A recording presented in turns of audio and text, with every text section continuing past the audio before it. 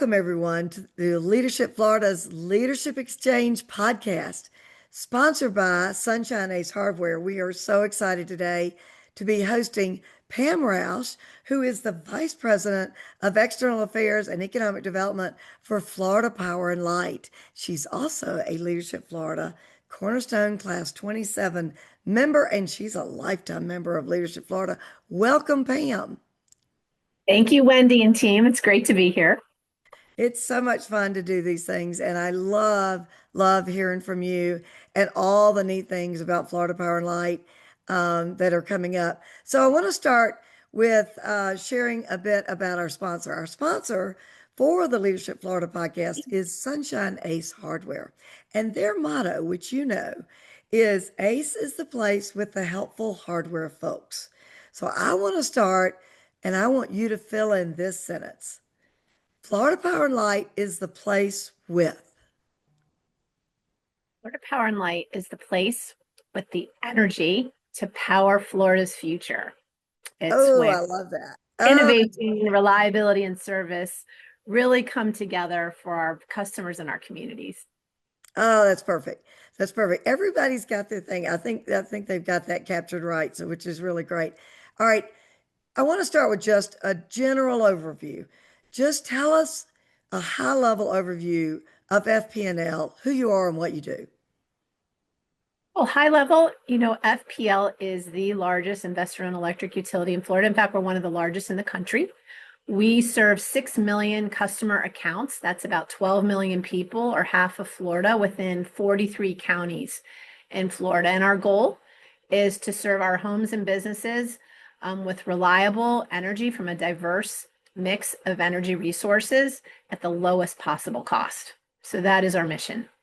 Wow, I never realized that you covered that many people, families, businesses in Florida. I didn't realize it was that broad. That's amazing. So tell us a little bit now about your industry. What is hot and trending in the utility and energy business right now? Well, particularly for FPL as well as other Florida utilities, Florida is undergoing tremendous growth, exponential growth. And so, really, a big focus of ours is to continue to deliver reliable energy at the lowest possible cost to the customers to meet that growth. We're expecting 335,000 new customers before 2030, just in our service territory. Wow. And Florida is growing very fast. So that is something that we are focused on every day, making sure that energy comes from a diverse mix of resources. That helps keep costs low, and keeps it reliable, and investing in our grid through technology and hardening and undergrounding. Those investments are also helping to keep the power that we deliver. We're one of the most reliable utilities in the country. Something that's really hot right now across the country that a lot of people are probably hearing about is the growth of data centers. And while Florida might not have been the top choice of interest a few years ago, we are now becoming one of the states that some data centers are interested in locating. And these are centers that use a ton of power. And so the big question is they're very expensive to build new generation to provide the grid to serve them. And so we have a tariff that is under consideration by the Florida Public Service Commission that regulates us, a tariff that is set up to protect our existing customers so that they are not subsidizing those data centers, but also designed to offer a competitive rate to those data centers so that they can enjoy a good value, high reliability, and quality of service that we're providing to our other customers. So we're very excited and hope that the commission will give us a thumbs up on that in the coming months.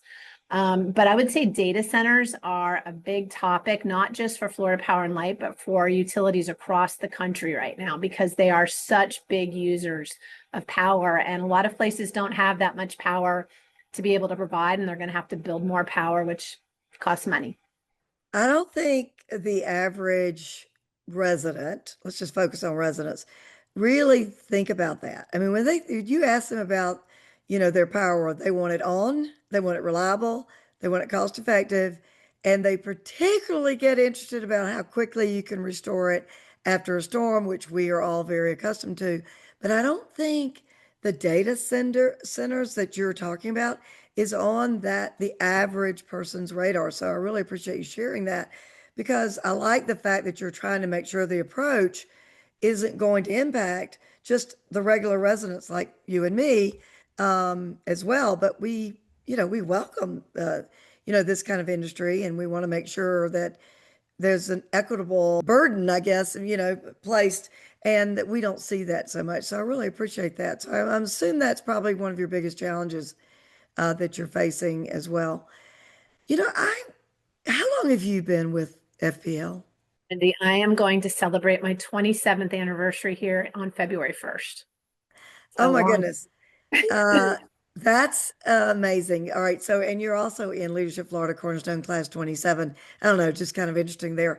But I didn't put that together till you just said that. 27 years. You have seen a tremendous amount of changes over 27 years. Good grief. One of the things I know that you have seen is how quickly you can respond to disasters and get power back up and restored, which is I've seen in my work. Working in different roles in Florida, and I think it's just great. The change and impact that you've had and how quickly you've been able to do that. What is it like working for Florida Power and Light? What is FPL like as an employer? What would you say about that you love the most about it? Oh, there's so many good things about this company, but I would say one of the things that distinguishes this company from others is just what you said. The changes in the way that we've responded to weather events, particularly hurricanes. There's a lot of technology and a lot of investment that we've done to get better and better at that. But I think the most critical thing is our people. And I would say one of the things I love about this company is that the culture here is that we are first responders first. And I don't think people think of that when they think of FPL, but that's when you work here as an employee. When storm season comes, whenever there's a hurricane out there and we have to activate, we put our other job aside and we go into our storm role. And that might mean sleeping on a floor in an emergency operations center or holing up in a hotel somewhere you've never been to be ready for that storm. But that first responder mentality, I think, is what really pulls us all together as a team. And the commitment and dedication. I'll have to go somewhere in North Florida when a storm's hit, and I'll see retirees that I worked with 15 years ago that have come out to volunteer to help with restoration. So it's not something that leaves you when you leave the company. And so I think it's that commitment and that dedication to our mission, and that sense of being a first responder is what distinguishes and why the employee base here is so strong. It means a I lot to me personally. Yeah, I bet it does. And I know a lot of team members from FPNL from my work here at Leadership Florida, but also from my work serving three different governors in disaster work, where I would meet a lot of the lead team members and then the linemen and others as I was being deployed for volunteer and donations management through those awful storms in 2004 and 5. And I, to a person, the FPL professionals were committed and dedicated. And boy, did we love seeing those trucks roll in. I mean, what a beautiful sight. Nobody thinks about that, but it is. But I have seen that too. And I've seen it from your administration side, and I've seen it from the utility, the professional side, the linemen and others. And it's throughout the organization. It's really something that I think you have developed that culture of. You've also developed a culture of giving back. And you really do, as an organization, as an institution, give back to communities.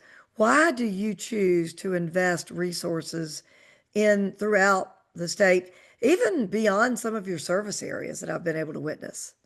Well, I can speak at it to that question a little bit from my own experience because I took over my business unit includes community engagement and corporate philanthropy.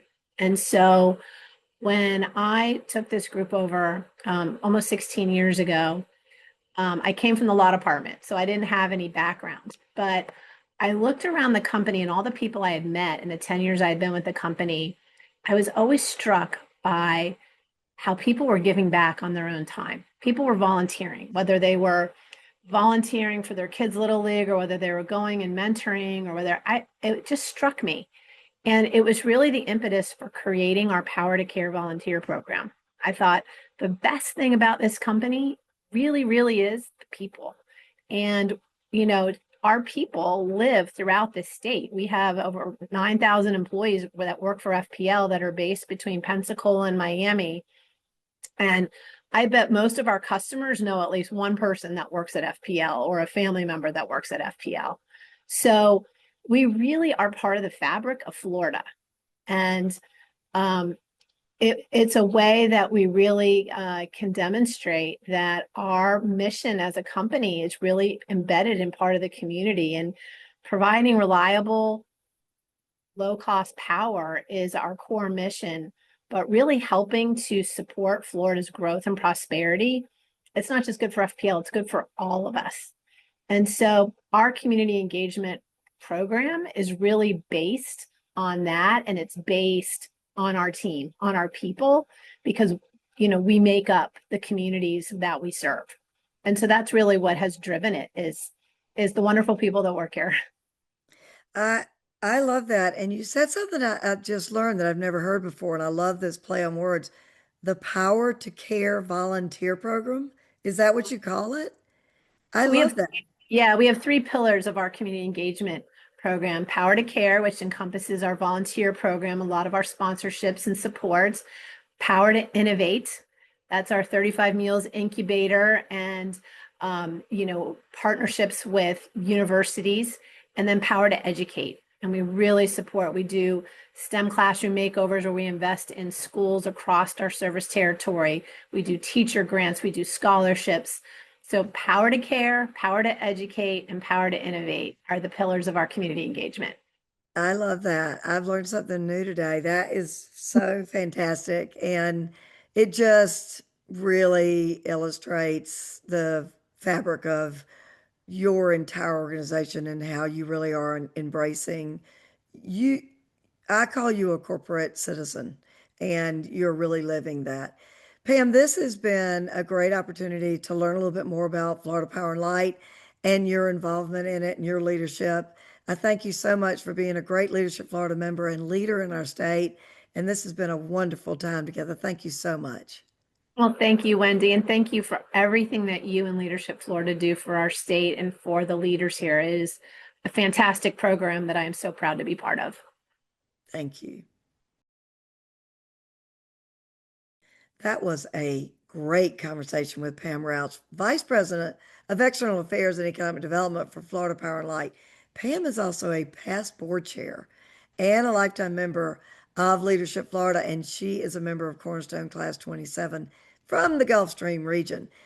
I particularly loved it when she referenced the fact that they have 6 million customer accounts. I had no idea in Florida. I had no idea it was that large. But one thing that she talked about that was new to me was their three pillars of community engagement.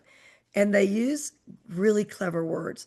There are three different levels: power to care, power to innovate, power to educate. And their power to care program is their volunteer program.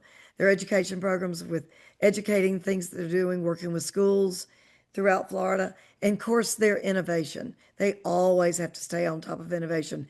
And we benefit as customers of FPL when they are doing innovation for us throughout Florida. I see Pam all over the state working with the state chamber and other places. She really is a gem, and it was a great interview.